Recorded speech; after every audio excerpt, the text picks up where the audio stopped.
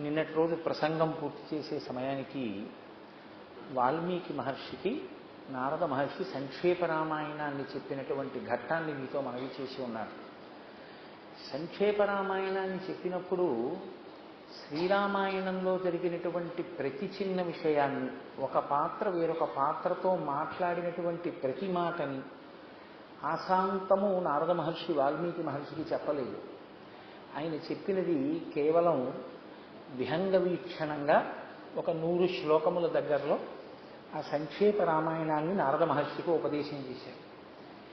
ఇప్పుడు అసలు నారద మహర్షి వాల్మీకి మహర్షికి ఉపదేశం చేసినటువంటి కారణం రామాయణ రచన చెయ్యడానికి కారణము అని ఖచ్చితంగా చెప్పడం కష్టం. ఎందుచేత అంటే అది ఒక ప్రశ్న జవాబు, ఉపనిషత్తు ఎలా వచ్చిందో అలా వచ్చిందంతే. అంటే నేను రామాయణ రచన చేస్తాను అని వాల్మీకి అడగలేదు, నువ్వు రామాయణ రచన చెయ్యి అని నారదుడు చెప్పలేదు. కేవలం 16 గుణములు ఉన్నటువంటి వ్యక్తి ఈ కాలంలో ఈ లోకంలో నాతో పాటుగా భూమండలం మీద నేను నా మాంసనేత్రముతో చూడడానికి యోగ్యమైన రీతిలో ఉన్నాడా అన్న వాల్మీకి ప్రశ్నకి జవాబుగా సంక్షేప రామాయణాన్ని నారదుడు చెప్పాడు. ఇప్పుడు సంక్షేప రామాయణం విన్నటువంటి వాల్మీకి మహర్షి శ్రీరామాయణ రచన చెయ్యాలి. ఇక్కడ మీరు కొంచెం జాగ్రత్తగా గమనించండి. రామాయణ రచన చెయ్యడము అంటే రామచంద్రమూర్తి యొక్క ఆవిర్భావం దగ్గర నుంచి ఉండాలి. అందులో అప్పటికి జరిగిపోయిందిగా కథ. రాముడు పుట్టేశాడు, రాముడి విద్యాభ్యాసం చేశాడు, రాముడికి కళ్యాణం పూర్తయిపోయింది, రాముడు అరణ్యవాసానికి వెళ్ళొచ్చేశాడు, రావణ సంహారం అయిపోయింది. ఇప్పుడు రాజారాముడిగా సీతమ్మ తల్లిని ప్రజల చేత నింద కలిగిందని దూరంగా విడిచిపెట్టాడు. సీతమ్మ తల్లి 2 పిల్లలకి తల్లి అయింది. ఇటువంటి సమయంలో నారద మహర్షి వచ్చి సంక్షేప రామాయణాన్ని చెప్పారు. ఇప్పుడు రామాయణ రచన చెయ్యాలి అంటే వాల్మీకి మహర్షి ప్రతి విషయాన్ని ఆ పాత్రలను అడిగి అన్నా తెలుసుకోవాలి. లేదా రచన చేసే ఉద్దేశ్యం ఉన్నది అని మనకి ఇప్పటి వరకు ఏం కనపడదు. కానీ 100 శ్లోకముల దగ్గరలో ఉన్నటువంటి సంక్షేప రామాయణాన్ని విన్న వాల్మీకి మహర్షి యొక్క హృదయ స్థితిని మీరు గమనించవలసి ఉంటుంది. ఇంత పటికి బెల్లం మీరు నవిలి తినేశారనుకోండి, ఆ మధురిమ నోటికి అంటుకుని ఉండిపోతుంది, ఆ తీయతనం ఉండిపోతుంది. అలా సంక్షేప రామాయణాన్ని విన్నటువంటి వాల్మీకి మహర్షి యొక్క హృదయం పరవశించిపోయింది. ఎంత పరవశించిపోయిందంటే 100 శ్లోకాలలోనే చెప్పిన ఆయన విశేషమైనటువంటి ఆనందాన్ని పొందారు. ఇప్పుడు ఆయన గుండెల నిండా ఎవరు నిండిపోయారంటే రాముడు నిండిపోయాడు, రామకథ నిండిపోయింది. విన్నది 100 శ్లోకాలే, కానీ రామకథ అంతా ఆయన గుండెల్లో నిండిపోయి ఆ రాముడే లోపల ప్రకాశిస్తున్నాడు.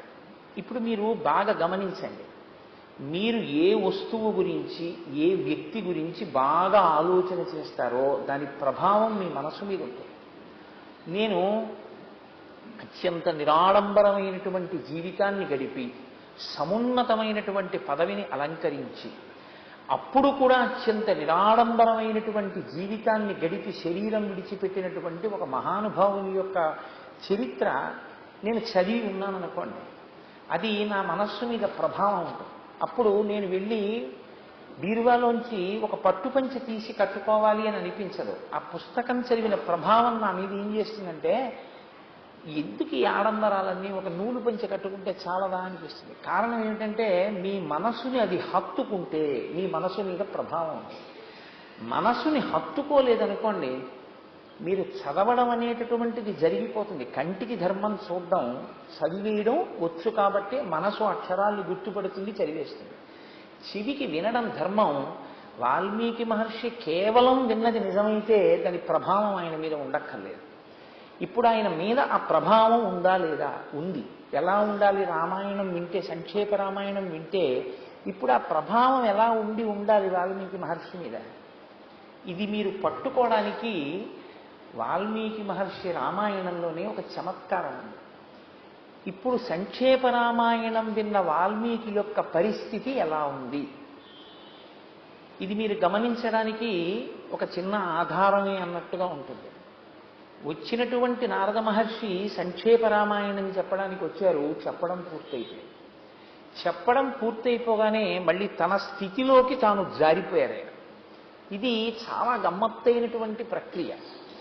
ఎప్పుడూ లోపల భగవంతుణ్ణి నిరంతరం భావన చేసి ఆ ఆనందంలో తన్మయత్వాన్ని పొందేటటువంటి స్థితిని అనుభవించడానికి ఇష్టపడేటటువంటి వ్యక్తులు బాహ్యంలో అనేక రకమైన అనుబంధాలతో నిలబడడాన్ని ఎంత తక్కువ చేద్దామా అని చూస్తుంటారు.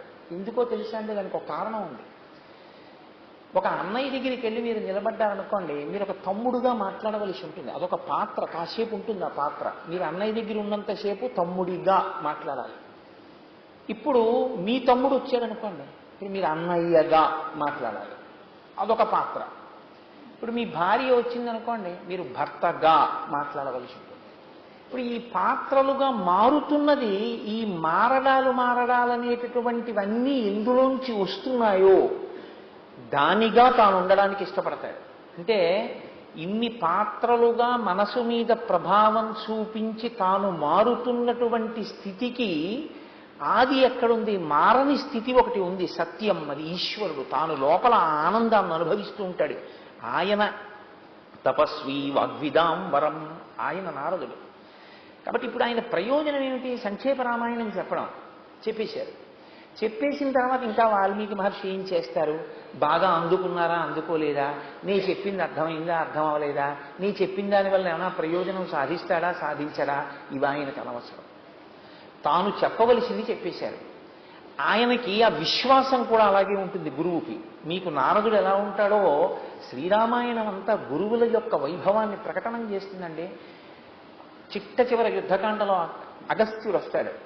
ఆదిత్య హృదయం ఉపదేశం చేస్తాడు. జగామచ యథాగతం. యుద్ధం అయ్యే వరకు ఉండడు. నేను చెప్పాను, చచ్చిపోతాడంతే రావణుడు. ఆయనకి ధైర్యం, నమ్మకం, ఆయన వెళ్ళిపోతాడంతే. అదేమిటి ఉండి చూడొద్దామని రావణుడు చనిపోయాడో లేడో? ఉండి చూడడం ఏమిటండి? చనిపోయి తీరుతాడు. అది విశ్వాసం గురువుకి. తను చెప్పిన దాని మీద తనకే నమ్మకం లేనివాడు గురు పదవిలో ఎలా కూర్చుంటాడు? కాబట్టి తను చెప్పిన వాక్కు మీద తనకంత విశ్వాసం, గురువు గారి వాక్కు మీద అంత విశ్వాసం ఉన్నవాడు శిష్యుడు. నిన్నటి రోజున మీకు నేను మనవి చేశాను. ఆ విశ్వాసంతో లోతుగా విషయాన్ని తెలుసుకోవడం కోసమని చేసినటువంటి ప్రశ్న పరిప్రశ్న. అందుకని ప్రశ్న అడగడానికి ముందు వినయం ఉంటుంది. వినయంతో పాటు గురువు గారి ప్రజ్ఞ మీద అచంచల విశ్వాసం ఉంటుంది. ఇప్పుడు నారదుడు ఎలా వచ్చాడో అలా వెళ్ళిపోయాడు. ఎక్కడికి వెళ్ళిపోయాడు? అది మీరు స్వర్గలోకానికి వెళ్ళాడనండి, బ్రహ్మలోకానికి వెళ్ళాడనండి, ఇంకో చోటికి వెళ్ళాడనండి. అసలు వెళ్ళింది ఎక్కడికంటే తాను ఎప్పుడూ ఏ స్థితి తప్ప వేరొక స్థితి లేదో ఆ స్థితి కాక వేరొక స్థితికి రావడం ఉండవలసిన సహజ స్థితికి భిన్నమో ఆ స్థితిలో ఉండడానికి ఇష్టం లేక తన సహజ స్వరూప స్థితిలోకి వెళ్ళిపోయాడు. అంటే తాను బ్రహ్మముగా స్థిరపడిపోయాడు. మళ్ళీ అంతర్ముఖుడై తానుగా. ఇప్పుడు తను గురువా? కాదు. విశ్వం పశ్యతి కార్యకారణతయా అని శంకరాచార్యులు వారు దక్షిణామూర్తి స్తోత్రంలో చెప్పినట్టు కృతకంగా కనపడేటటువంటి ఈ అనుబంధాలన్నింటికీ కూడా అతీతమైన స్థితిలో తాను ఉండవలసినటువంటి సహజ స్థితిలోకి తాను జారిపోయాడు. జారిపోయి నారద మహర్షి వెళ్ళిపోయారు. ఇప్పుడు వాల్మీకి మహర్షి పరిస్థితి ఏమిటి? ప్రారంభం చేస్తూ ఒక మాట చెప్పారు. ఏమని? ఎటువంటి వాల్మీకి, ఎటువంటి నారదుడు? ఇద్దరూ కూడా తపస్వాధ్యాయ నిరతం. ఇద్దరూ నిత్య నైమిత్తిక కర్మలయందు వైక్లభ్యము లేకుండా ప్రవర్తించేటటువంటి వాళ్ళు. ఎందుకు అలా ప్రవర్తించాలి? వాళ్ళు బ్రహ్మముగా నిలబడిపోయినప్పుడు ఇంకా మళ్ళీ సంధ్యావందనం అవసరమా? అవసరమే. ఎవరి కొరకో తెలుసా అండి? నారద మహర్షి అక్కడ ఉండగా అసుర సంధ్య వేళకి సంధ్యావందనం చేయకపోతే నారదుడే చేయలేదు కదండి అంటారు మిగిలిన వాళ్ళు. ఇందులో ఉన్న తమాషా ఏమిటో తెలుసా అండి? ఒక జ్ఞానిని మీరు అనుకరించలేరు, ఒక అజ్ఞానిని మీరు అనుకరించకూడదు. బాగా జ్ఞాపకం పెట్టుకోండి విషయం. ఒక జ్ఞానిని మీరు అనుకరించలేరు. ఒక భగవాన్ రమణుడు గోచీ పెట్టుకున్నారు కదా అని మీరు కూడా గోచీ పెట్టుకుని ఆయనలా తిరిగితే రమణ మహర్షి అవడం సాధ్యం కాదు. భగవాన్ రమణులు ధ్యానంలో ఉండగా ఆయన తొడల కింద తేళ్లు జెర్రులు పట్టుకుని తొడలు కొరుక్కు తినేసి నెత్తురు కాల్వలై ప్రవహించిన ఆయనకి శరీరమునందు స్మృతి లేదు. ఆయనలా గోచీ పెట్టుకోగలవేమో, ఆయనలా నువ్వు ఆ స్థితిలో నిలబడిపోయి బాహ్యము నుంచి విడిపడిపోవడం నీకు సాధ్యం అవుతుందా? జ్ఞానిని అనుకరించవద్దు.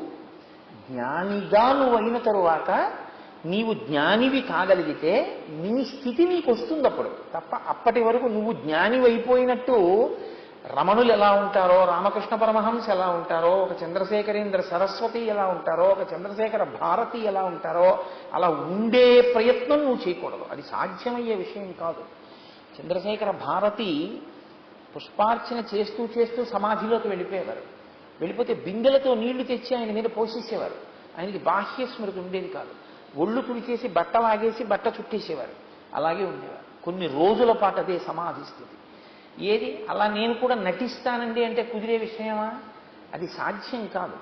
జ్ఞానిని అనుకరించరాదు, అనుకరించే ప్రయత్నము చెయ్యకూడదు, లేదా జ్ఞానిని అనుకరించలేవు. అజ్ఞానిని అనుకరించరాదు. జ్ఞాని సంధ్యావందనం చేయకపోవచ్చు, జ్ఞాని బట్ట కట్టుకోకపోవచ్చు, ఒక అజ్ఞాని బట్ట కట్టుకోకపోవచ్చు, తండ్రికి తద్దినం పెట్టకపోవచ్చు. వాడు చేస్తున్నాడని నువ్వు చేయకూడదు. ఈ రెండిటికి మధ్యలో నీ పరిధి తెలుసుకుని నువ్వు ప్రవర్తిస్తే పైకి ఎక్కుతావు. ఈ ఎక్కేటటువంటి ప్రస్థానమునకు సాధన అని పేరు. అజ్ఞానిని చూసి అలా చేయకుండా ఉండడం, జ్ఞానిని అనుకరించే ప్రయత్నం చెయ్యకపోవడం, అజ్ఞానిని చూసి వాడు బాగుపడాలని కోరుకొని నీవు జ్ఞానమును పొందడానికి ప్రయత్నం చెయ్యడానికి నిశ్చలమైన చిత్తంతో కర్మాచరణము చేసేటటువంటి ప్రక్రియకు సాధన అని పేరు శాస్త్రంలో. కాబట్టి ఇప్పుడు చెయ్యకపోతే సంధ్యావందనం నారదుడు చేయలేదు, వాల్మీకి చేయలేదు, మేము ఎందుకు చెయ్యాలంటారు. ఇది యథార్థంగా జరిగింది. అరుణాచలంలో రమణ మహర్షి దేహబంధు ఒక ఆయన సంధ్యావందనం చేయడం మానేశాడు. మానేస్తే వెళ్ళి చెప్పారు అంతేవాసులు, అయ్యా ఆయన సంధ్యావందనం చెయ్యట అని. ఎందుకు చెయ్యడో అడగండి అన్నారు. ఎందుకు చెయ్యమని అడిగారు. ఆయన చెయ్యట్లేదుగా రమణ మహర్షి, నేనెందుకు చెయ్యాలి? రమణ మహర్షి చెయ్యలేదు అంటే ఆయన నిద్రలో కూడా బ్రహ్మముగా రమిస్తారు. ఆయన ఇంకా శరీరం పడిపోయే స్థితి వచ్చేసింది. ఆయనకి సర్కోమా వ్యాధి పుట్టి చేతి మీద పుండు పుట్టింది. నెప్పి అంతా ఒక చోట పెడితే సర్కోమా అని పేరు. అందులో ఉన్న చెడు నెత్తురు లాగేయడం కోసమని జలగలు తెచ్చి కరిపించారు. కరిపిస్తే అవి నెత్తురు తాగేస్తున్నాయి. తాగుతుంటే ఆయన ఇలా కూర్చున్నారు. ఆ జలగలు ఎంతకి కింద పడకపోతే లాగేశారు, వాటిని లాగేసి కింద పడేశారు. అవి నెత్తురు తాగి కదలకుండా ఉన్నాయి. ఆయన చూసి అన్నారు, ఓహో వీటికి బ్రాహ్మీ స్థితి అబ్బిందే అన్నారు. నువ్వు అనగలవా? ఎవరో అన్నారు మీకు సర్కోమా వచ్చింది, పుండు పడింది అన్నారు. ఆయన అన్నారు కాదు, శమంతకమని నా మోచి ఎక్కింది, ఎర్ర బంగారం పెడుతోందన్నారు నెత్తురు కారుతుంటే. ఆయన సాక్షి శరీరానికి. అది జ్ఞాని యొక్క స్థితి. కాబట్టి జ్ఞానిని అనుకరించే ప్రయత్నము చేయకూడదు. కానీ నిత్య నైమిత్తిక కర్మలు వారు ఎందుకు చేస్తారంటే నేను చేయకపోతే వీడు నేను చేయక్కర్లేదని మానేస్తాడేమో అని చేస్తారు. హృదయం రామచంద్రమూర్తి యందు రమిస్తోంది వాల్మీకి మహర్షికి. ఇప్పుడు ఆయన అన్నారు, నారదస్యతు తద్వాక్యం శ్రుత్వా వాక్య విశారద పూజయామాస ధర్మాత్మ సహ శిష్యో మహాముని. శిష్యులతో కలిసి నారద మహర్షిని అర్చించిన పిదప నారద మహర్షి వెళ్ళిపోయారు. సముహూర్తం గతే తస్మిన్ దేవలోకం మునిస్తదా జగామ తమసా తీరం జాహ్నవ్యాస్త్వ విదూరత.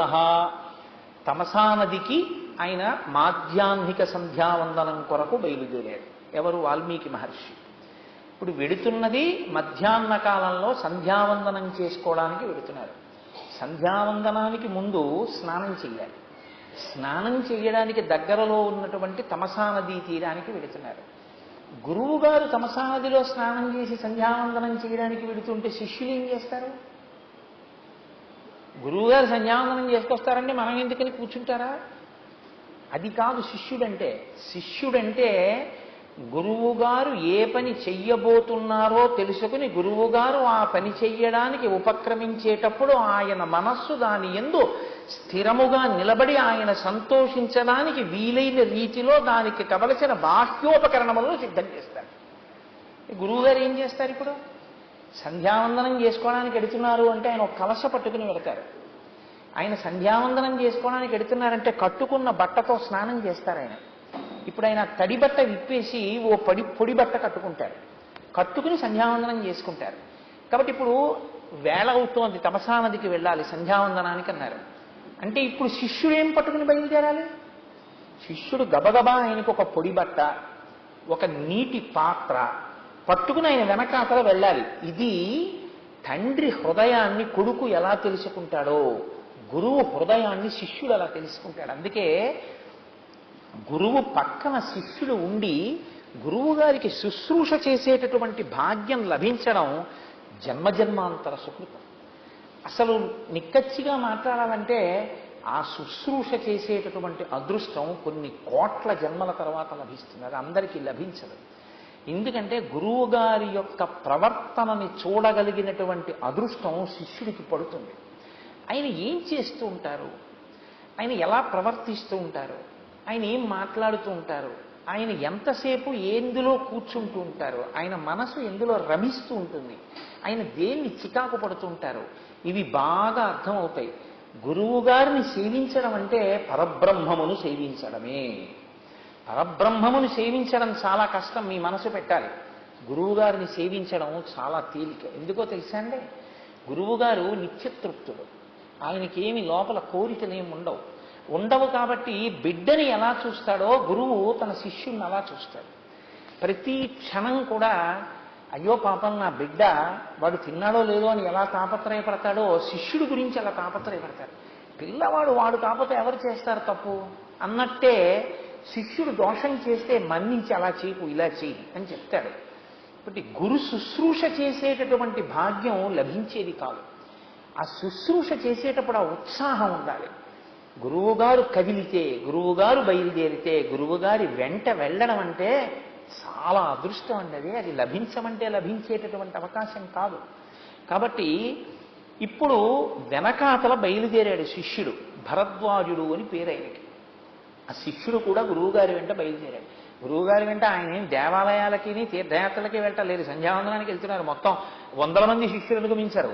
మనసిరిగిన శిష్యుడు ఒకడు గబగబా ఆ వల్కాన్ని దాన్ని 11 గంటలకే సిద్ధం పెట్టేసుకుంటాడు. గురువుగారు సంధ్యావందనానికి వెడతారు, మనం వెళ్ళాలని. కాబట్టి ఇప్పుడు అతను బయలుదేరాడు. ఇద్దరూ కలిసి తమసా నది దగ్గరికి వెళ్ళారు. ఇప్పుడు తమసా నదిలో దిగి స్నానం చెయ్యాలి వాల్మీకి మహర్షి. ఆయన ఒకసారి నది ఒడ్డున నిలబడ నీటి వంక చూశారు. మీరు జాగ్రత్తగా గమనించండి, ఇది ఎప్పుడైనా ఎవరైనా చేసే పని. నేనే గంగానదిలో స్నానానికి కాశీపట్టణానికి వెళ్ళాను అనుకోండి, అమాంతం గంగ కనపడగానే దూకేనిగా. ఓసారి ఒడ్డున నిలబడి ఆ మెట్ల మీద నిలబడి ఆ గంగా తీరాన్ని, ఆ ప్రవహిస్తున్నటువంటి నీటిని, దూరంగా ఉన్న ఇసుక తిన్నెల్ని, వెనక్కి తల తిప్పితే కనపడే విశ్వనాథుడి దేవాలయ శిఖరాన్ని, స్నానం చేస్తున్నటువంటి మహాత్ముల్ని చూసి ఆ గంగ నీటికి ఒక నమస్కారం చేసి, అమ్మాయి ఎంత అదృష్టమమ్మాయి, నాళ్ళకి స్నానానికి వచ్చానమ్మా, అమ్మాయిని పిలిచిన నరు పొమ్మాయని ముక్తి కడకు ముత్తువట, లిమ్మా నీ రూపముతో రమ్మా నాకిదురంగ గంగ రమ్యతరంగా అంటాడు పరీక్షిత్తు భాగవతంలో. అమ్మా గంగా, ఎన్నాళ్ళకు వచ్చానమ్మా, నా అదృష్టమమ్మా, నా పాపాలు పోతున్నాయమ్మా, అమ్మలను మించిన అమ్మవి కదమ్మా అని ముందు లోపల ఆనందం పొందిన తరువాత అందులో అడుగు పెట్టి మునక వేస్తాడు. అలా ఆయన కూడా తమసా నది నీటి వంక చూశారు. ఒక ఋషికి ఏం కనపడాలి? ఆ నీటిలో ఒక పవిత్రత, నీటిలో ఒక ఈశ్వర విభూతి ఆయనకి సాక్షాత్కరించాలి. ఆయన అంటున్నారు వాల్మీకి మహర్షి, అకర్దమమిదం తీర్థం భరద్వాజ నిశామయ రమణీయం ప్రసన్నాంబు సన్మనుష్య మనోయథా. ఆయన ఓ భరద్వాజ నిశామయ, భరద్వాజ శిష్యుడా చూడబోయ్. ఏమిటి చూడాలి? ఇద్దరు చూస్తున్నారుగా నీటిని. గురువు ఏ కళ్ళజోళ్ళలోంచి చూస్తున్నాడో ఆ కళ్ళజోళ్ళలోంచి చూడమంటున్నారు శిష్యుడిని. ఎందుకు ఇది ఉపదేశమా? అలా చూడాలా నీటిని? కాదు. ఇది శిష్యుడికి చెబుతున్న మాట కాదు, కావాలని ఏదో అతనికి చెప్తే అతను నేర్చుకోవలసిన విషయం అందులో ఏం లేదు. మరి ఎందుకు చెప్తున్నారు వాల్మీకి మహర్షి? దాన్ని రామాయణంలో అంత గొప్పగా రాయవలసిన అవసరం ఏమిటి ఈ శ్లోకాన్ని? అంటే వాల్మీకి హృదయం ఎలా ఉందో మీకు ఇప్పుడు అర్థమవుతుంది. నేను ఇంట్లో ఏ పరిస్థితుల్లో బయలుదేరి బయటికి వచ్చానో ఆ ప్రభావం నా మనసు మీద ఉంటుంది. నేను ఎవరితోనో అరగంట సేపు పెద్ద గొడవ పెట్టుకుని కారు దిగాను అనుకోండి, ఈశ్వరుని యొక్క అనుగ్రహం చేత అటువంటివి జరగకుండుగాక. వస్తే ఏమవుతుంది, మనసు ఆ వ్యగ్రతతో ఉంటుంది. అప్పుడు గబుక్కుని ఎవరో నలుగురు వచ్చి నమస్కారం, ఎందుకు అలా నిలబడతారు, చికాకు పడతారు, ఎందుకని వాళ్ళు ఏం చేశారు, వాళ్ళు ప్రసన్నంగా ఉన్నారు, నువ్వే లేవు. నీ మనసు వ్యగ్రతతో ఉంది, అది ప్రభావాన్ని చూపిస్తుంది. ఇప్పుడు వాల్మీకి మహర్షి భరద్వాజుడికి చెప్పేది చాలా గొప్ప వేదాంతం, ఏం చెప్పట్లేదు శిష్యుడికి. వాల్మీకి మహర్షి యొక్క మనోస్థితి ఎలా ఉందో మీకు అర్థమవుతుంది ఈ శ్లోకంలో. అకర్దమమిదం తీర్థం, ఈ నీటిని చూశావా భరద్వాజ, బురద లేదు. రమణీయం ప్రసన్నాంబు, నీరు చూశావా ఎంత రమణీయంగా ఉందో, ఎక్కడా నిర్మలంగా మట్టి లేకుండా చక్కగా స్వచ్ఛంగా ఉన్నాయి నీళ్లు. ఎలా ఉన్నాయిట, సన్మనుష్యమనో యథా, ఇది పట్టుకోవాలి. సన్మనుష్యుని యొక్క మనసు ఎలా ఉంటుందో, మంచి మనిషి యొక్క మనసు ఎలా ఉంటుందో ఈ నీళ్ళు అలా ఉన్నాయి. ఏం ఇవాళ ఆ ఉపమానం ఎందుకు పడింది వాల్మీకి మహర్షికి? మంచి మనిషి 16 గుణములు ఉన్నవాడు ఎవరని అడిగారు నారదుడిని. 16 గుణములు ఉన్న మహాపురుషుడెవరో నారదుడి సంక్షేప రామాయణం చెప్పాడు. అంత గొప్ప హృదయం ఉండి అంత మంచి మనిషి అయినటువంటి రాముడు ఆయన గుండెల నిండా నిండిపోయాడు. ఇప్పుడు ఆ రాముని యొక్క స్వచ్ఛత, రాముని యొక్క నిర్మలత్వం, రాముని యొక్క హృదయంలో ఏ పాపము లేని స్థితి. పాపము లేని స్థితి అంటే మీరు ఒకటి గుర్తుపెట్టుకోండి, పాపము లేని స్థితి అంటే ఏదో చెయ్యకూడని పని చెయ్యకుండా ఉండడం అని కాదు నా ఉద్దేశ్యం. పాపము అన్న మాటని మీరు ఎలా అర్థం చేసుకోవాల్సి ఉంటుందంటే, ఈశ్వర ప్రస్థానమునందు ప్రతిబంధక స్వరూపము అని అర్థం చేసుకోవాలి. భగవంతుణ్ణి చేరుకునే ప్రయత్నం చేస్తున్నప్పుడు మీకు అడ్డుగా వచ్చేది ఏదో దానికి పాపమని పేరు. రామాయణ ప్రసంగం విందాము అని మీరు బయలుదేరారనుకోండి, అప్పుడే మీకు ఎప్పుడూ రాని వ్యక్తి వచ్చి 8:30కి ఇంట్లోంచి వెళ్ళిపోయాడు అనుకోండి, మీరు ఎన్ని మాటలు వాచి చూసినా మీరు చేసుకున్న పాపము మీరు రామాయణ కథా ప్రసంగము వినకుండా మీ బంధురూపములో అడ్డు వచ్చినది, దానికి పాపమని పేరు. ప్రతిబంధక స్వరూపంగా వస్తుంది, ఈశ్వర ప్రస్థానమునందు అడ్డొస్తుంది. ఈశ్వరానుగ్రహం ఉందనుకోండి, అసలు మనం వెళతామా అన్నది వెళ్ళేట్టు చేస్తుంది. అద్దె తేడా. ఇది నిలబెట్టుకోవాలి. ఇది నిలబెట్టుకుంటే మీరు ఈశ్వరానుగ్రహాన్ని పరిపుష్టం చేసుకుంటారు. నేను వెళ్ళగలిగానన్నారు అనుకోండి, అవును నువ్వే వెళ్ళగలిగా ఉంటాడు, ఇంకోసారి సంకల్పం చేయి. ఇది తెలుసుకోవాలి. సన్మనుష్యమనో యథా, లోపల రాముడు ఉన్నాడు. ఏమిటి బురదలేనితనం? రాముని యొక్క ప్రస్థానంలో ప్రతిబంధకాలు వచ్చి నిలబడవు. ఎందుకు నిలబడవు అంటే, ఆయన మనస్సుతో కాని శరీరంతో కాని వేద విరుద్ధమైనటువంటి అధర్మమైన పని చేసినటువంటి వాడు కాడు. అందుకే ఆయన ఏ సంకల్పం చేస్తాడో ఆ సంకల్పములు నెరవేరుతాయి. ఆయన హృదయము పాపముతో ఉన్నది కాదు, నిర్మలమైన మనస్సున్నవాడు. అంటే ఎప్పుడో ఏదో జరిగినటువంటి సందర్భాలకి సంబంధించిన విషయాలని కడుపులో పెట్టుకుని వాటి ప్రభావంతో ఇప్పటి జీవితాన్ని పాడు చేసుకునేవాడు కాడు. ఇది సుందరకాండలో అడిగిందండి సీతమ్మ. ఈ మాట ఎక్కడింది అడిగిందో తెలుసా?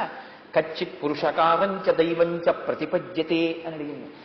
భార్య కనపట్టం లేదని చెయ్యవలసిన పనులు ఈశ్వరారాధన రాముడు మానేశాడా అమ్మా అని అడిగింది ఆవిడ. ఎంత పెద్ద మాట అండి. మీరు చూడండి, ఇవాళ పంపు రావట్లేదండి అన్నారు అనుకోండి, అంతే. మొట్టమొదట మనం మానేసేది ఏమిటంటే సంధ్యావందనం, తర్వాత మానేసేది ఏమిటంటే పూజ. తప్పకుండా మినహాయింపు లేకుండా చేసేది టిఫిను కాఫీ.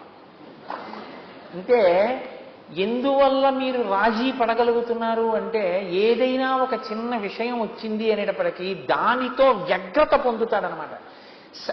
తన వ్యక్తిత్వం అంతా ఏమైపోతుందంటే సన్నివేశంతో ముడిపడిపోతుంది.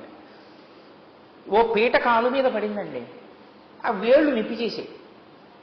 ఏమంటే పూజ చేసుకుంటారా మీరు? అయితేనే ఇవాళ పొద్దున మన్నీళ్ళు పెట్టేనా అందనుకోండి. ఏం పూజ చేసుకోవాలి నా బుర్ర, పీట పడిపోయింది కదా కాలు మీద. ఆహా పోలేండి, అయితే పూజ చేసుకోవాలి కదా. పోనీ అయితే పీటనైనా కూర్చుంటారా, కుర్చీలో కూర్చుని చేసుకుంటారా? సంధ్యావందనం మానకూడదు కదా. ఏమిటి కుర్చీలో కూర్చుని చేయడం? వాడు అటు ఇటు తిరుగుతుంటాడు, ఆ మనవాడు వాడు ఏ కాలు తొక్కేస్తాడో భయం. అన్నం తింటారా అని అడిగారు అనుకోండి, ఏం తిన్నాం? 4 అడుగులు వేసి వచ్చి అక్కడ నిలబడదామంటే ఎలా కూర్చోను? కాలు మీద తొడ ఒత్తుకుందంటే నొప్పి వస్తోంది. ఆఫీస్కి ఎడతారా, బూట్లో కాలేలా పెట్టను అంటే ఏ పని మీరు చెప్పండి, ఆయనకి కాలు మీద పడిన పీటతో మమేకం చెందింది వ్యక్తిత్వం. ఇది ఏమిటంటే ఇటువంటి వాళ్ళు ప్రతి చిన్న సంఘటనతో మమేకమై తాము చెయ్యవలసినటువంటి విహిత కర్మాచరణమునందు వైక్లభ్యమును పొందుతారు. రాముడు అటువంటి వాడు కాదు. సంఘటనలు అన్నవి జరుగుతాయి. జీవితం అన్న తర్వాత ఎత్తుపల్లాలు ఉంటాయి, ప్రస్థానాలు ఉంటాయి. దానికోసం ఈశ్వరార్చన విడిచిపెట్టడం కుదరదు. అది నా జన్మ ప్రయోజనం, దాన్ని నేను వదలలేను. ఒకటి రాముడు ఏం చేస్తాడంటే భార్యను ఎవరో ఎత్తుకుపోయాడు, సంధ్యావందనం చేసేస్తాడు. జటాయువు చచ్చిపోయాడు, అగ్నిహోత్రం చేసేస్తాడు. దశరథ మహారాజు గారు చచ్చిపోయారని తెలిసింది, వెంటనే తనేం తింటాడో దాంతో పితృతర్పణం చేస్తాడు. అంటే విహిత కర్మాచరణం ఏది చెయ్యాలో అది వదిలిపెట్టడు, అది చేస్తాడు తప్ప చెయ్యవలసింది వదిలిపెట్టేసి జరిగిన సంఘటనతో మమేకమై ఏడుస్తూ కూర్చోడమో నవ్వుతూ కూర్చోడమో రాముడికి రాదు. రామాయణం వినడానికి పనికొచ్చేది కాదు, అనుష్ఠాన పర్యంతంలోకి రావలసింది. మీరు కూడా రాముడు కాగలరు. ఎప్పుడు మిమ్మల్ని మీరు ఇది పరిశీలించుకోవడం మీకు రావాలి. ఏదో ఒక చిన్న సన్నివేశంతోటో సందర్భంతోటో మమేకమై నా జన్మ ప్రయోజనాన్ని నేను విస్మరిస్తున్నానా? ఏది జన్మ ప్రయోజనం? ఈ శరీరంతో రావడం మహత్భాగ్యం. ఇది ఉంటే నేను ఏం చేయగలనంటే ఈశ్వరుణ్ణి చేరుకునేటటువంటి మార్గంలో నడవగలను. నాకు ఒక కారు ఉందనుకోండి, నేను ఆ కారులో కూర్చుని సుఖంగా ప్రవచన మందిరానికి రాగలను. కారు ఎంతవరకు పనికి వస్తుంది? నన్ను తీసుకుని అక్కడ వరకు తీసుకొస్తుంది. అంతేకాని ఓ కారా నన్ను ఇంటి నుంచి ఇక్కడ వరకు ఏసీలో చల్లగా తీసుకొచ్చావు, పాప నువ్వు అక్కడ ఉండిపోవడం నేను ఇక్కడ కూర్చోవడం ఏమిటి, నువ్వు కూడా వేదిక మీదకి రా అన్నాను అనుకోండి, మేస్టార్ చాలు 2 రోజులు రామాయణం అంటారు కదా. ఎందుకంటారు? ఒక్కటే కారణం, అది వస్తువుని ఎక్కడ వరకు ఉపయోగించుకోవాలో తెలియనితనం. ఈ శరీరంతో మీరు వచ్చింది ఎందుకు? మీరు తరించడానికి.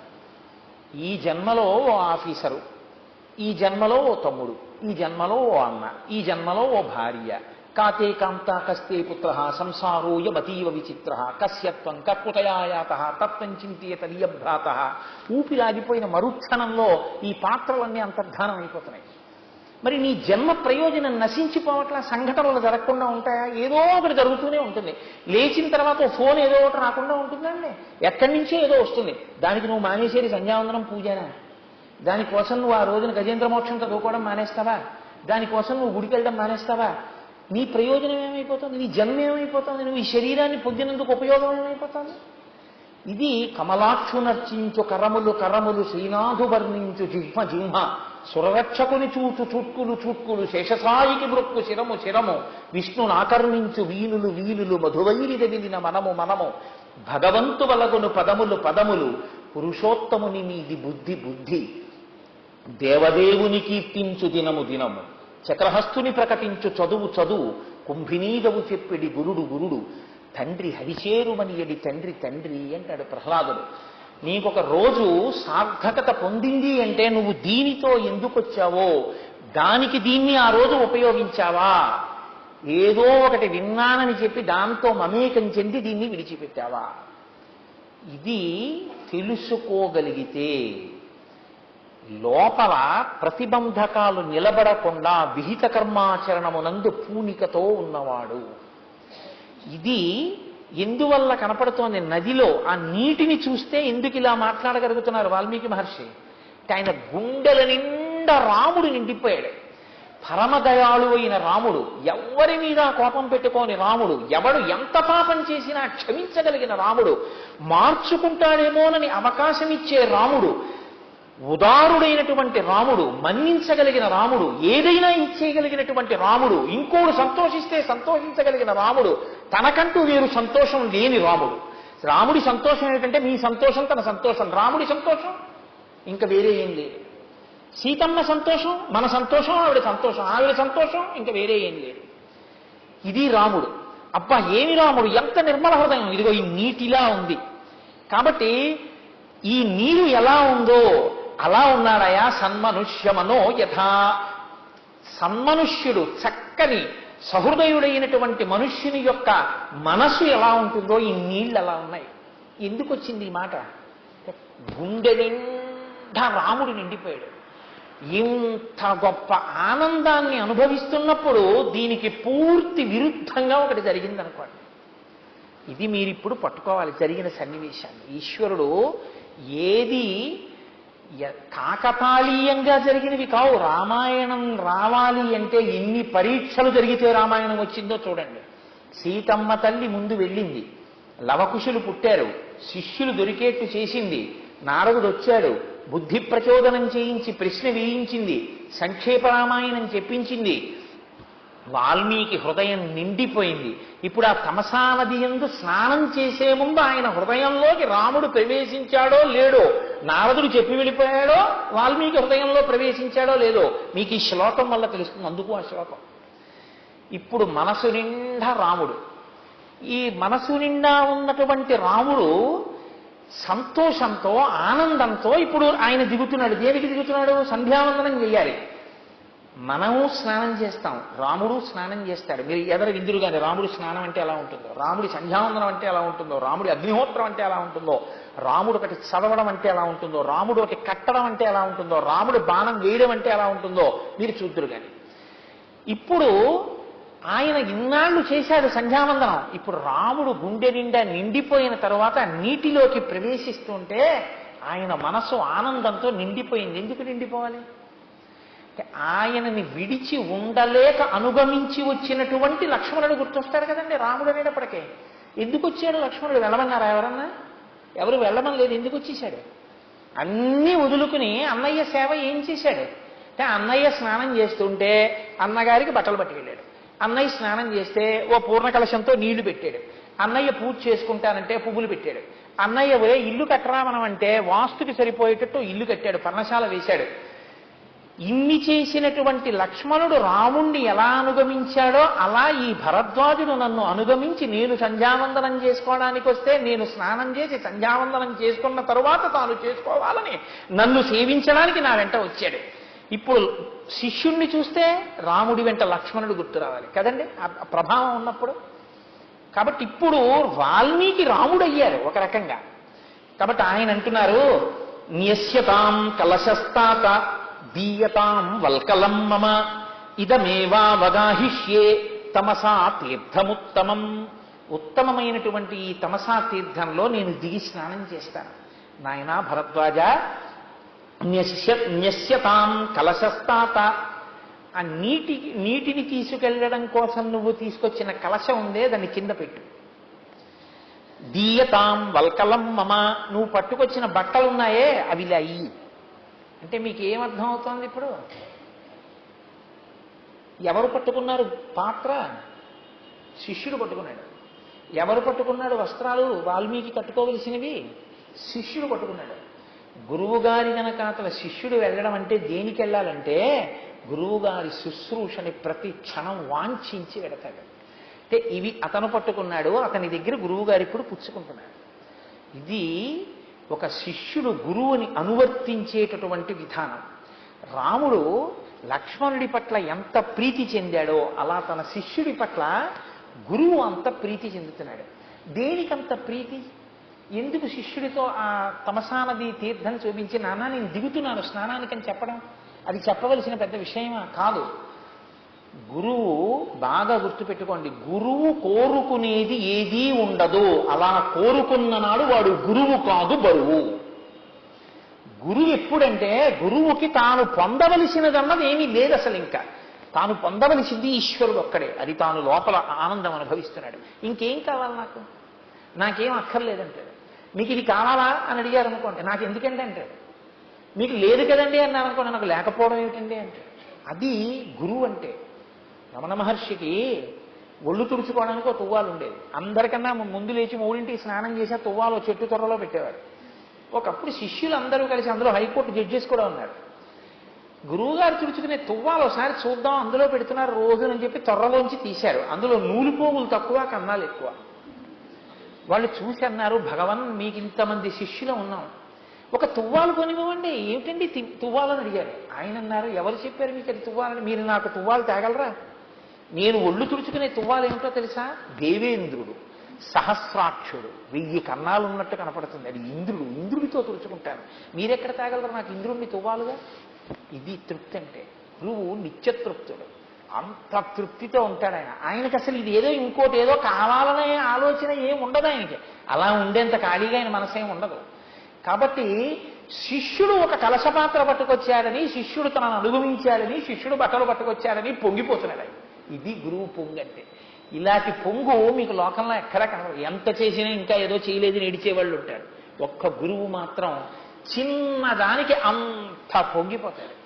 ఒక గురువు యొక్క స్థితిని, ఒక గురువు యొక్క వైభవాన్ని ఆవిష్కరిస్తోంది రామాయణం. అందుకే నేను మీతో మనవి చేస్తుంటాను, శ్రీరామాయణం చెప్పడం అంటే అది అనుభవైక వేద్యమే తప్ప ఒక శ్లోకం చదువుకోవడం కళ్ళు మూసుకొని ఒక్కసారి ఆ తనసా తీరం, ఆ వాల్మీకి మహర్షి, ఆ శిష్యుడు, ఆ వైభవం, ఆ గురువు, ఆ హృదయం తలుచుకుని ఓ పావుగంట కళ్ళు మూసుకొని ఆనంద ఝరి లోపల కలుగుతుంటే సంతోషపడడమే. కానీ మీరు ఇన్ని శ్లోకాలు చెప్తారు, 24,000 శ్లోకాలు 42 రోజుల్లో సంపూర్ణ రామాయణ ప్రవచనం అంటే యథార్థానికి ఏదో చెప్పానని ఒక తృప్తి తప్ప నిజానికి రామాయణం మీరు అనుభవించవలసినటువంటిది కదా. అంటే నువ్వు అన్నీ మానేస్తున్నావా అని అనుకోకండి సుమా. కాబట్టి ఇప్పుడు ఈ మాట చెప్పి ఆయన స్నానం చేసి సంధ్యావందనం చేసుకుని బయటికి వచ్చాడు. ఇప్పుడు ఆయన మనసు చాలా ప్రసన్నంగా ఉంది రామకథని అనుసంధానం చేసుకోవడం. నడిచి వెళ్ళిపోతున్నాడు. ఇప్పుడు ఒక చిత్రమైన సంఘటన జరిగింది. తస్యాభ్యాసే తు మిథునం చరంతమనపాయినం దదర్శ భగవాంస్తత్ర క్రౌంచయో చారునిస్వనం. క్రౌంచ పక్షులు 2 ఉన్నాయి. అందులో క్రౌంచి అంటే ఆడపక్షి, క్రౌంచము అంటే మగపక్షి. ఈ మగపక్షి ఆడపక్షి కామోద్రేకంతో ఉన్నాయి. చారునిస్వనం మధురమైనటువంటి ధనులు చేస్తున్నాయి. ఈ తమసా నదీ తీరంలో ఉన్న చెట్టు మీద గిరికీలు కొడుతున్నాయి. క్రౌంచి తిరుగుతోంది, క్రౌంచిని తిరుగుతోంది. ఎంతో సంతోషంగా ఒకదాని వెంట ఒకటి తిరుగుతోంది. దీన్ని ఎవరు చూశారు అంటే ఇది చూసినటువంటి వారు కవి వర్ణించట్లేదు. అలా పక్షులు ఎగురుతున్నాయి ఆనందంగా అన్న విషయాన్ని కేవల వర్ణనగా, ప్రకృతి వర్ణనగా చెప్పట్లేదు. దీన్ని ఎవరు చూశారట? దదర్శ భగవాన్ తత్ర. భగవాన్ అంటే ఇక్కడ వాల్మీకి మహర్షి.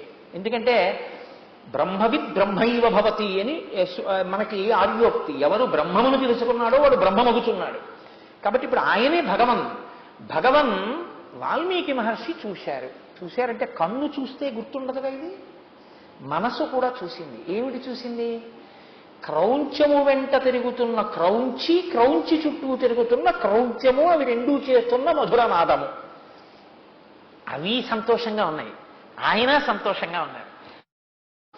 ఆ క్రౌంచి సంతోషంగా తిరుగుతున్నటువంటి సన్నివేశాన్ని పాపనిశ్చయుడైనటువంటి ఒక బోయవాడొకడు చూశాడు.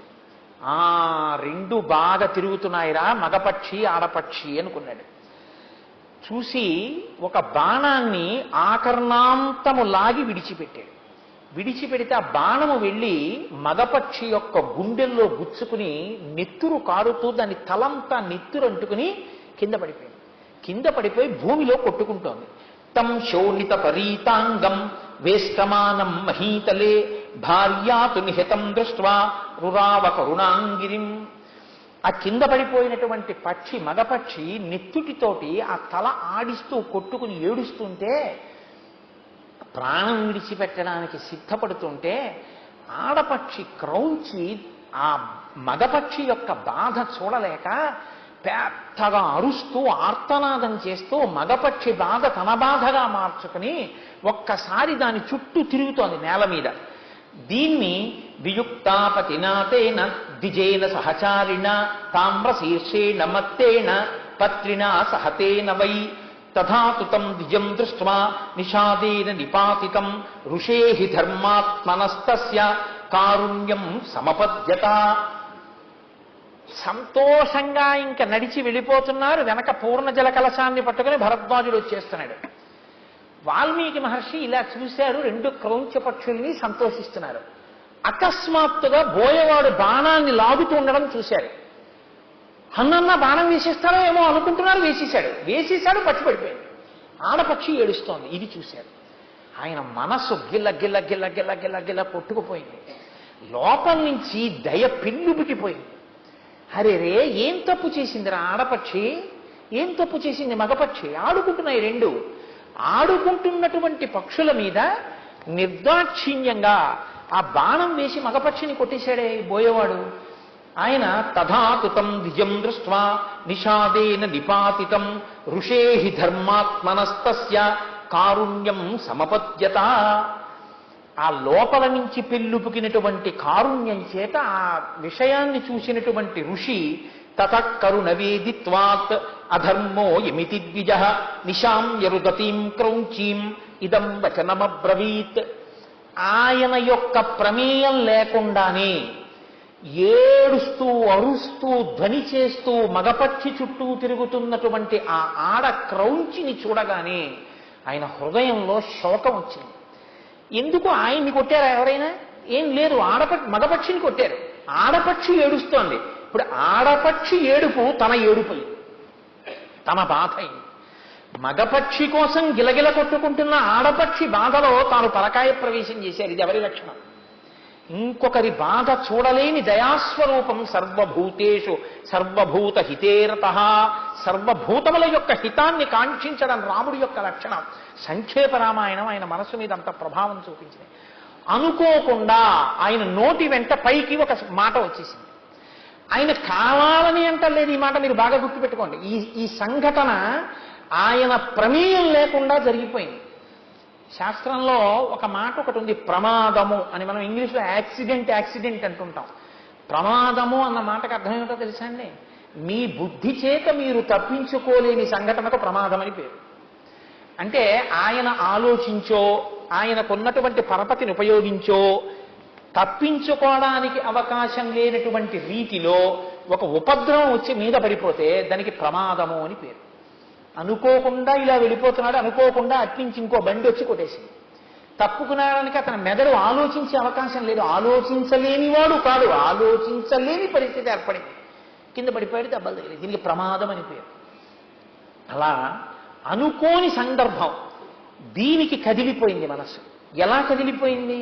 రెండు రకాలుగా కదలచ్చు, మూడు రకాలుగా కదలచ్చు. ఒకటి, చూడకూడని చూసాం, అబ్బా ఇంకా ఏం చూస్తాం, దాన్ని చూడొద్దు, మనకున్న స్థితి పోతుంది, అనవసరంగా ఏదో సంతోషంగా ఉన్నాం అనుకుని వెళ్ళిపోవచ్చు ఒకటి.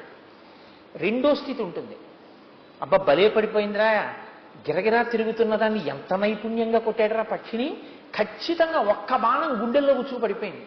ఆడపక్షి దాన్ని కూడా కొడతాడా, ఈ పక్షినే తీసుకెళ్తాడా, బోయేవాడు దగ్గరికి వచ్చాక ఆడపక్షి పారిపోతుందా, చెట్టు మీద కూర్చుని ఇంకా ఏడుస్తుందా, ఇప్పుడు ఆ పక్షిని ఎలా రెక్కలు పీకేస్తాడు, ఎలా కాలుస్తాడు చూద్దామని అనుకోవచ్చు. మూడు, ఆ పక్షి పడినటువంటి బాధ, బాణపు దెబ్బ తగిలి మగ పక్షి పడుతున్న బాధని భర్త మరణిస్తున్నప్పుడు చూస్తూ ఏమీ చెయ్యలేని స్థితిలో ఏడుస్తున్నటువంటి ఆడపక్షి బాధని తన బాధగా మార్చుకుని తనని ఏమీ కొట్టకపోయినా బోయేవాడిని తాను తిట్టచ్చు. బుద్ధుందా లేదా? అన్నం తినాలంటే అడుక్కు తిని తినచ్చాయా? పక్షిని కొట్టాలా? కొట్టడం కొట్టావు, ఏది మళ్ళీ ఆ పక్షి లేచి ఎగిరేటట్టు చెయ్యి అని దెబ్బలాట పెట్టుకోవచ్చు. దేనికి అంటే ఆ బాధతో తాను పరకాయ ప్రవేశం చేసి తాదాత్మ్యత పొందితే. ఇప్పుడు అలా దెబ్బలాట పెట్టుకోవాలి, అలా తన ప్రమేయం లేకుండా నోటి వెంట మాట చేయాలంటే లోపల ఉన్న దయ ఇంకా లోపల పట్టి ఆగక నోటి వెంట వాక్కులుగా ప్రవహించి బయటికి వెల్లువెత్తాలి. వెల్లువెత్తితే తన ప్రమేయం లేకుండా వచ్చేయాలి మాట. అది ఏమనొచ్చేసింది ఆయనకి నోటి వెంట? పైకి ఇప్పటి వరకు ఉన్నది మనోభావన, ఇప్పుడు వచ్చింది నోటి వెంట వాక్కు, పైకి వచ్చింది. ఇప్పుడు పైకి వస్తే ఎవరు సాక్షి? శిష్యుడు సాక్షి, భరద్వాజుడు వెనకాతలు ఉన్నాడు. ఇప్పటి వరకు వాల్మీకి మహర్షి హృదయం ఎలా ఉంది భరద్వాజుడికి కూడా తెలియదు. ఎందుకంటే ఎవరి మనసు వారికే తెలియాలి, ఈశ్వరుడికి తెలియాలి కదండి. ఈశ్వరుడికి తెలుసు, మీకు తెలుసు మీ మనసు గురించి. ఇప్పుడు ఆయన పైకి అంటున్నారు ఏమని? మానిషాద ప్రతిష్టాత్వం అగమ శాశ్వతీ సమాహ యత్క్రౌంచ మిథునాదేకం అవధీహి కామమోహితం అన్నారు. సంతోషంగా తిరుగుతున్నటువంటి పక్షుల జంటలో ఒక పక్షిని దారుణమైన బాణంతో కొట్టి చంపి బాధాపరితప్తమైన హృదయంతో ఆడపక్షి ఎగిరేటట్టుగా చేసినటువంటి కఠినాత్ముడవైన ఓ బోయవాడా, నీవు ఎక్కువ కాలము జీవించకుందువుగాక. శాపవాక్కు విడిచిపెట్టారు. ఒక బోయవాడికి ఇంత శాపవాక్కు ఇవ్వాలండి ఆయన? ఇక్కడ రామాయణం పుట్టింది అన్నారు పెద్దలు. ఇప్పుడు పుట్టింది రామాయణం అన్నారు. అదేమిటండి ఇప్పుడు రామాయణం పుట్టడం ఏమిటండి అని అడిగారు. ఇది మీరు కొంచెం చమత్కారంగా వాల్మీకి ఉన్నటువంటి స్థితిని అన్వయం చేసి శ్లోకాలని తిప్పండి. తిప్పితే రామాయణం వచ్చేస్తుంది. ఆయన మనసులో రామాయణం ఉందని నిరూపిస్తుంది. మళ్ళీ మీకు ఎలా వస్తుందో నేను ఒక్కసారి కొద్దిగా పరిశీలన చేసి చూపిస్తాను. ప్రతిపదార్థంతో సహా వ్యాఖ్యానం సాధ్యమయ్యే విషయం కాదు, సమయాన్ని దృష్టిలో పెట్టుకుని. తస్మాభ్యాసేతు మిథునం చరంతమనపాయినం దదర్శ భగవాన్స్తత్ర క్రౌంచయో చారునిస్వనం. నీటి ఒడ్డున, సముద్రపు ఒడ్డున దక్షిణ తీరంలో ఒకదాని వెంట ఒకటి కామమోహితులై ఒకదాని వెంట ఒకటి తిరుగుతూ కామమే జీవిత పరమావధిగా తిరుగుతున్నటువంటి మగపక్షి, దానిని అనువర్తిస్తున్న ఆడపక్షిని భగవానుడు చూశాడు. ఎవరివి? దక్షిణ సముద్ర తీరం దగ్గర ఉన్న కాంచనలంకని పరిపాలిస్తున్న రావణాసురుణ్ణి అనువర్తించిన మండోదరి, వాళ్ళిద్దరూ కలిసి జీవిస్తున్నటువంటి జీవనం. దీన్ని శ్రీ మహావిష్ణువు చూశాడు. పాపము చేస్తూ కామమోహితుడై జీవితాన్ని గడుపుతున్నాడు. ఇప్పుడు తస్మాత్తు మిథునాదేకం పుమాంసం పాప నిశ్చయ జఘాన వైరి నిలయో నిషాదస్తస్య పశ్యతః. నిషాదుడైనటువంటి బోయవాడు ఆ ఎప్పుడూ కూడా పాప నిశ్చయం కలిగి కామోద్రేకంతో లోకం వెంట పడి ఆడవాళ్ళని చెరపట్టడమే ప్రధాన ధ్యేయంగా బతికేటటువంటి రావణాసురుణ్ణి చూశాడు. ఇప్పుడు నిషాదుడు చూశాడు. నిషాదుడు అంటే బోయవాడు. మరి నిషాదుడు విష్ణువు ఎలా అవుతారు? నిషీదంతి అత్ర సర్వాణి జగంతి ఇది నిషాద. ఈ లోకమంతా ఎవరిని ఆధారం చేసుకుని బతుకుతోందో, పుడుతోందో, పెరుగుతోందో, లయమవుతోందో వాడికి నిషాదుడు అని పేరు. ఆయన విష్ణువు. కాబట్టి ఇప్పుడు విష్ణువు చూశారు. వీడు కామమోహితుడై పాపం చేస్తున్నాడు, పరస్త్రీలను చెరబడుతున్నాడు, ఇక వీడు ఉండడానికి వీల్లేదు. కాబట్టి ఇప్పుడు ఆయన బాణాన్ని విడిచిపెట్టారు. అంటే లోపల రామాయణం తిరుగుతోంది ఆయనకి. తం శోభిత పరీతాంగం వ్యస్తమానం మహీతలే. రామబాణం తగిలినటువంటి రావణాసురుడి 10 తలకాయలు నెత్తుటితో తడిసి నేల మీద పడిపోయాయి. భార్యాతు నిహతం దృష్ట్వారురావ కరుణాంగిరం. ఆ పడిపోయినటువంటి రావణుడి దేహం మీద పడి మండోదరి గుండెలు బాదుకుని ఏడుస్తోంది. ఈ సన్నివేశం ఆయన మనసులో కనపడింది. ఆ రావణుడు ఒకసారి మనసులో కనపడ్డాడు. రావణ అన్న మాట మెదిలింది ఆయన మనసులో. మెదలగానే నియుక్తాపతితాతే నద్విజేన సహచారిణ తామ్రశీర్షేణ మత్తేన పత్రినా సహితేన వై తథాపితం ద్విజం దృష్ట్వా నిషాదేన నిపాతితం ఋషేహి ధర్మాత్మనస్తస్యాకారుణ్యం సముపద్యత తతః కరుణవేదిత్వాత్మధర్మోయమితి ద్విజః దిశాం జరుదతీం క్రౌంచీం ఇదం వచనమబ్రవీత్.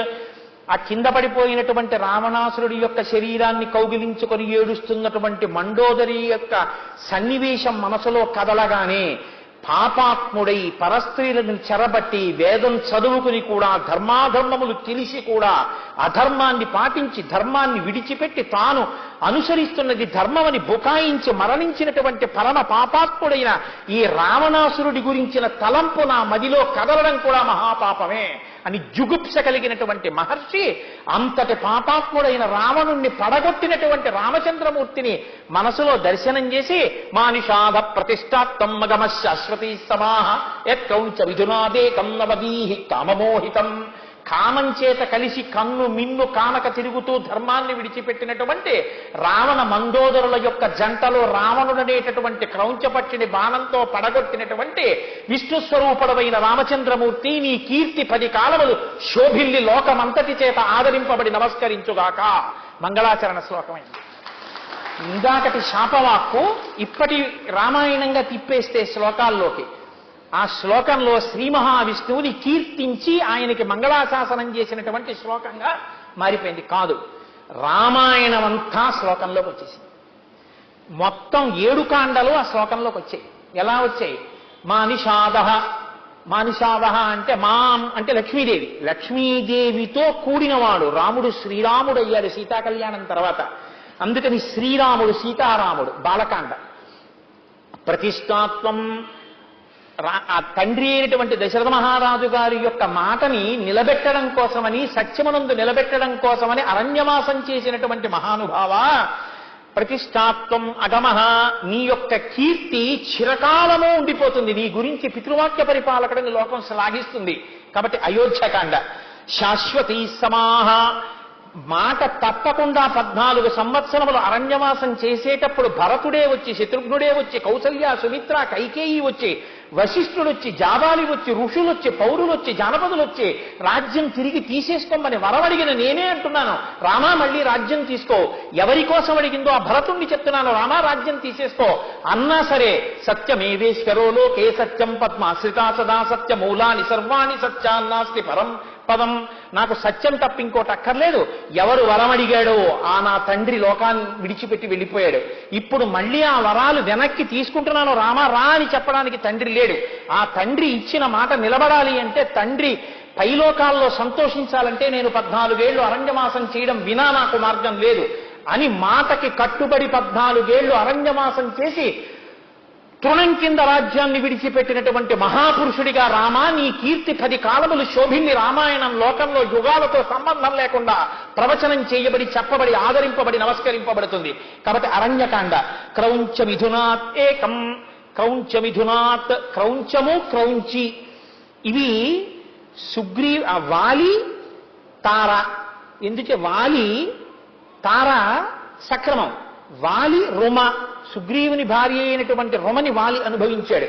కాబట్టి కామప్రధానముగా తిరిగినటువంటి ఆ స్థితిలో ఉన్నటువంటి వాలిని నిగ్రహించినటువంటి స్వరూపం ఉన్నవాడా కిష్కింధకాండ. లేదు, అందులోనే ఒక గమ్మత్తుంది. క్రౌంచౌ అంటే పరివేదన చేత కృషించిపోయిన ప్రాణి. ఎవరు తనకి కనపడాలని తాపత్రయపడుతోందో వాళ్ళు కనపడకపోవడం వల్ల నీరసపడి బాగా కృషించిపోతే క్రౌంచౌ అని పిలుస్తారు. ఏ రామచంద్రమూర్తి తన పక్కన ఉండాలని కోరుకుని 14 సంవత్సరముల అరణ్యవాసం కోసమని అయోధ్య కన్నా నీ పక్కనున్న అరణ్యవాసమే నాకు గొప్పదని సీతమ్మ తల్లి వచ్చిందో, ఆ అరణ్యవాసంలో సీతమ్మ తల్లిని రావణాసురుడు అపహరించి తీసుకెళ్లి అశోకవనంలో శిశుపావృక్షం మీద కింద కూర్చోబెట్టినప్పుడు మళ్లీ నా భర్త రాముడితో నేను ఎప్పుడు కలిసి ఉంటానో అని మనసులో కలిసే ఉన్న వాక్యంలో కూడా రాముడు తన పక్కకి రావాలని పరితపించి శోకించి ఉపవసించి కృషించిపోయిన సీతమ్మ తల్లి కథ చెప్పబడింది కాబట్టి సుందరకాండ.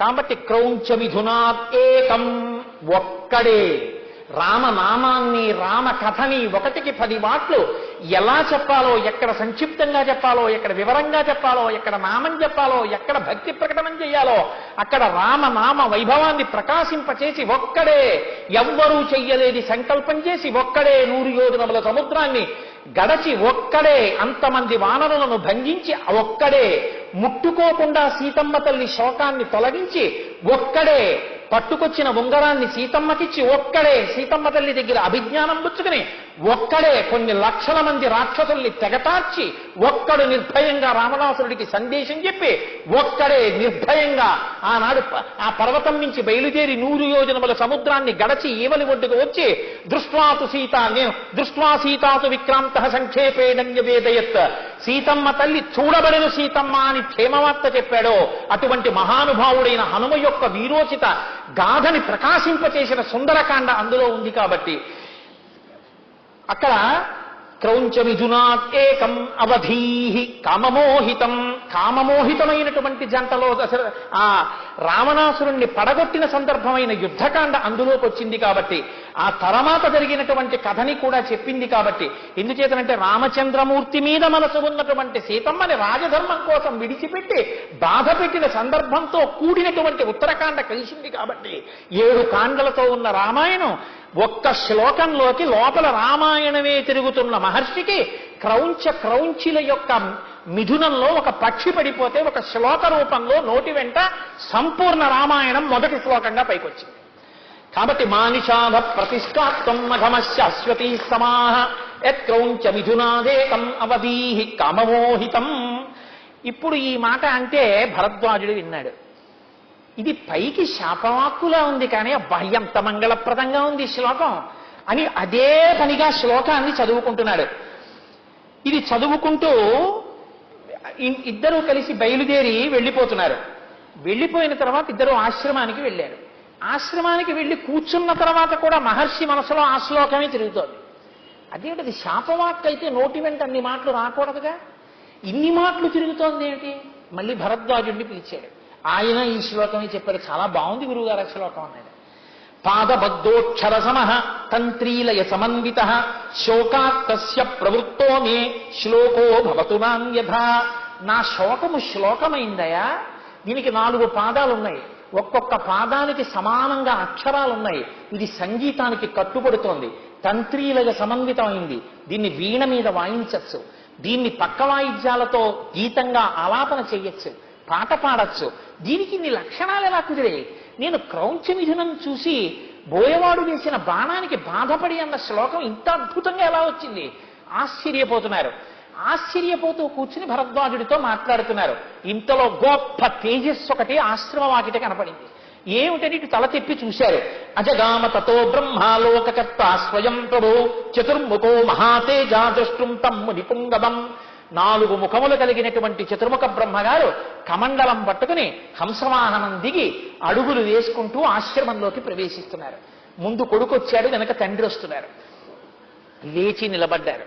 మనసంతా రామాయణం, మనసంతా శ్లోకం. అనుకోకుండా చతుర్ముఖ బ్రహ్మగారి దర్శనం, పరమానందం. ఏమిటి ఒకదాని వెంట ఒకటి ఈ సన్నివేశాలు?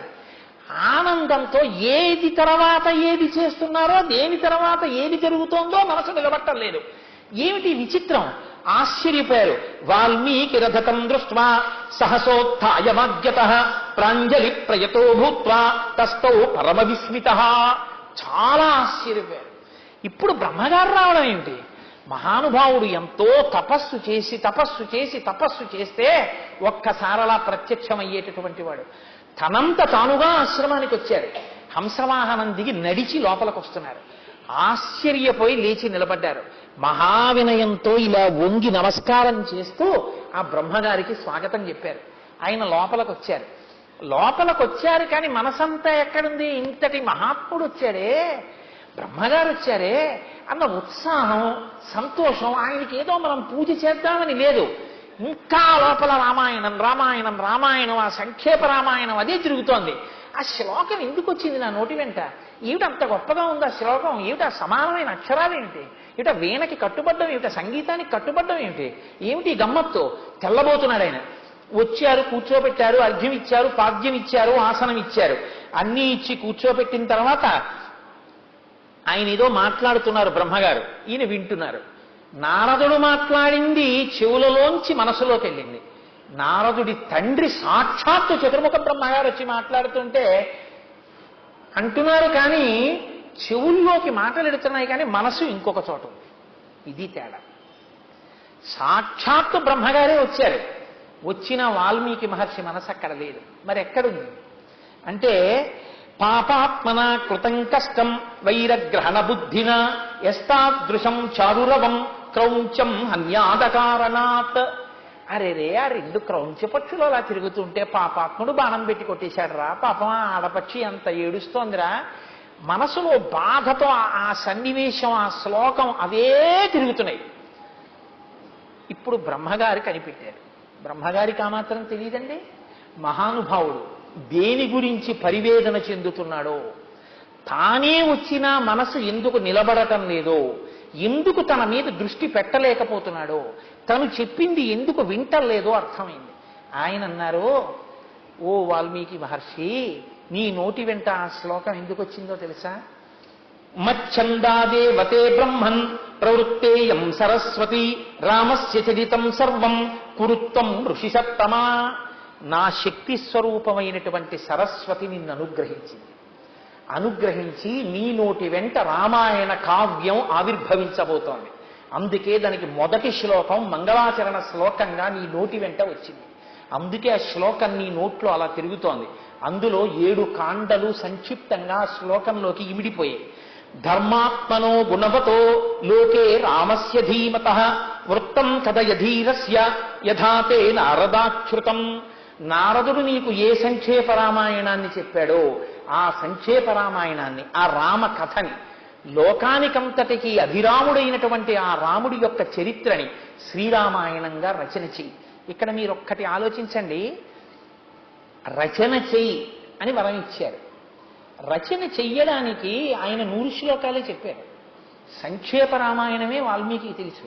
కాబట్టి ఇప్పుడు మళ్ళీ వాల్మీకి రచన చేస్తే ఏం చెయ్యాలి? మళ్ళీ ఆ సంక్షేప రామాయణమే రాయాలి కదా. అంతకన్నా ఆయనకి ఇంకేం తెలియదుగా జరిగిపోయింది.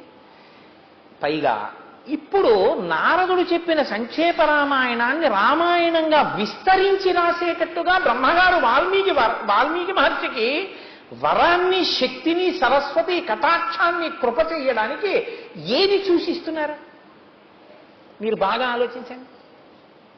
ఇప్పుడు నారదుడు వచ్చి వెళ్ళిన తరువాత బ్రహ్మగారు వచ్చి వరం ఇస్తున్నారు. బ్రహ్మగారే ముందొచ్చి 100 శ్లోకాలు చెప్పేసి ఇవ్వచ్చుగా ఈ వరం. మరి ముందు బ్రహ్మగారు ఎందుకు రాలేదు? నారదుడు ముందు ఎందుకు వచ్చాడు? అంటే బాగా గమనించండి. సంక్షేప రామాయణం విన్నంత మాత్రం చేత మనసు ఆనంద పారవశ్యంలో మగ్నమై మనసంతా రాముడు నిండిపోయి స్నానం చేస్తున్నా, సంధ్యావందనం చేస్తున్నా, క్రౌంచమిథునం చూస్తున్నా, బాణం పెట్టి కొట్టడం చూస్తున్నా, లోపల రామాయణమే తిరిగి రామాయణ కథయే శాపవాక్కునిద్దామన్న శ్లోకంలోకి చేరిపోయేటట్టుగా పారవస్యం పొందినటువంటి వాల్మీకి మహర్షి హృదయ స్థితి 2. అంతటి కారుణ్యమూర్తి అయినటువంటి వాల్మీకి హృదయం. అంటే రామాయణం చెప్పడానికి, రామాయణం రచించడానికి ఉండవలసిన లక్షణం ఏదై ఉండాలి? కేవలము సరస్వతీ కటాక్షం ఉంటే సరిపోదు, కేవలము శ్లోకాలు చెప్పగలిగితే సరిపోదు. ఏది ఉండాలి? లోకము యొక్క బాధని చూసి తన బాధగా బాధపడగలిగినంత అమృత హృదయం ఉండాలి. అంత సున్నిత మనస్కుడై ఉండాలి. అంత సున్నిత మనస్కుడు వాల్మీకియేనా పరీక్ష పెట్టి చూశారు క్రౌంచమిథునంతో. ఆ పరీక్షలో నెగ్గారు వాల్మీకి మహర్షి. ఒక పక్షి కోసం అంత పరితపిస్తున్నాడు ఆయన. ఇంతటి సున్నిత మనస్కుడు కాబట్టి ఈయనే రామాయణ రచనకి అర్హుడు. ఇప్పుడు వరమిస్తున్నారు. బ్రహ్మగారు అన్నారు, రహస్యంచ ప్రకాశంచ యదృత్తం తస్య ధీమతః రామస్య సహ సౌమిత్రే రాక్షసానంచ సర్వశః. నాయనా, నీకు వరం ఇస్తున్నాను. నువ్వు ఆచమనం చేసి కళ్ళు మూసు కూర్చుంటే రహస్యంచ ప్రకాశంచ, రామాయణంలో పాత్రలు తమ మనసులలో ఏమనుకున్నాయో కూడా నీకు అర్థమైపోతుంది. రామాయణంలో పాత్రలు ఎక్కడెక్కడ ఎలా ప్రవర్తించాయో ఇది చూడవచ్చా, ఇది చూడకూడదా అని ఉండదు. నీకు కనపడని సన్నివేశం ఇది ఉండదు లోకంలో. నీకు రామాయణంలో ప్రతి చిన్న విషయం నీ మనసుకి దృగ్గోచరం అవుతుంది. ఆ పాత్రల మనసులు కూడా నీకు అర్థమైపోతాయి. అలా నువ్వు రచన చెయ్యగలవు. వైదేహ్యాశ్చైవ యదృత్తం ప్రకాశం యదివారః తచ్చాప్య విదితం సర్వం విదితం తే భవిష్యతి. నువ్వు సీతమ్మ తల్లి హృదయంలో ఉన్నటువంటి భావనలను, రాక్షసుల మనస్సుల్లో ఉన్న భావనలను అన్నిటినీ అర్థం చేసుకుని రామాయణ రచన చేస్తావు. నటే వాగనృతా కావ్యే కాచిదత్ర భవిష్యతి కురు రామ కథాం పుణ్యాం శ్లోకబద్ధాం మనోరమాం. నాయనా, నువ్వు ఇప్పుడు శ్లోకబద్ధం చేసి నువ్వు ఈ శ్రీరామాయణ కావ్యాన్నంతటినీ నిర్మించు. నా శక్తి అయిన సరస్వతి అనుగ్రహం నీకు కలిగేటట్టుగా నీకు నేను వరమిస్తున్నాను. యావత్ స్థాస్యంతి గిరయః సరితశ్చ మహీతలే తావద్ రామాయణ కథ లోకేషు ప్రచరిష్యతి. ఎంతకాలం ఈ పర్వతాలుంటాయో, ఎంతకాలం నదులు ప్రవహిస్తాయో అంతకాలం నువ్వు రచన చేసినటువంటి రామాయణం ఈ లోకాలన్నింటిలోనూ చెప్పబడుతుంది. యావద్ రామాయణ కథ తత్కృత ప్రచరిష్యతి తావదూర్ధ్వమధశ్చత్వం మల్లోకేషు నివత్స్యసి. ఎంతకాలం ఈ రామాయణ కథ లోకంలో ప్రచారంలో ఉంటుందో అంతకాలం ఊర్ధ్వలోకాల్లో, అధోలోకాల్లో, నాలోకంలో కూడా ఉండగలిగినటువంటి శక్తిని నీకు నేను కృప చేస్తున్నాను, నీకు నేను వరం ఇస్తున్నాను. ఇప్పుడు మీరు బాగా గమనించి చూస్తే శ్రీరామాయణ రచనలో జరిగిపోయినటువంటి కథని అర్థం చేసుకుని అందులో ఒక్క మాట అబద్ధం ఉండదు అని బ్రహ్మగారు వరమిస్తున్నారు వాల్మీకి మహర్షికి. అందుకే లోకంలో రామాయణాలు చాలా ఉండొచ్చు. ఏదో రామాయణం చెప్పాడండి అంటారు. అందుకే ఎన్నో రామాయణాలు ఉండొచ్చు. కానీ మీకు ఎప్పుడైనా అసలు ఏది సత్యం, ఇందులో ఈ సన్నివేశం, ఈ రచన కరెక్టా, ఇది సత్యమా అని మీకు రెండిటిలో అనుమానం వస్తే మీరు ప్రమాణంగా తీసుకోవలసిన రామాయణం ఒక్క వాల్మీకి రామాయణమే. వాల్మీకి రామాయణంలో ఏం చెప్పారో అదే సత్యం తప్ప మిగిలిన రామాయణాల్లో వారి భావన చేత, వారి దర్శన సౌఖ్యము చేత, దాని వలన కలిగిన భావోద్రేకం చేత అక్కడక్కడ కొన్ని అధికంగా ఉండవచ్చు. కానీ పరమసత్యం మాత్రం జరిగిన రామకథ మాత్రం యథాతథం ఒక్క వాల్మీకి రచించినటువంటి రామాయణం. అందుకే అది వేదోపబృంహణమైంది రామాయణం. ఇప్పుడు వాల్మీకి మహర్షి చాలా సంతోషించారు. ఎలా వచ్చారో బ్రహ్మగారు అలా వెళ్ళిపోయారు. వెళ్ళిపోయిన తర్వాత ఇప్పుడు ఆయన మనసంతా ఆనందం. ఎప్పుడెప్పుడు అంతర్ముఖుణ్ణైపోయి ఆ పాత్రలన్నిటినీ చూస్తూ రామాయణ రచన చేస్తానా అని ఉవ్విళ్ళూరిపోయారు. కూర్చున్నారు గర్భాసనం వేసుకుని.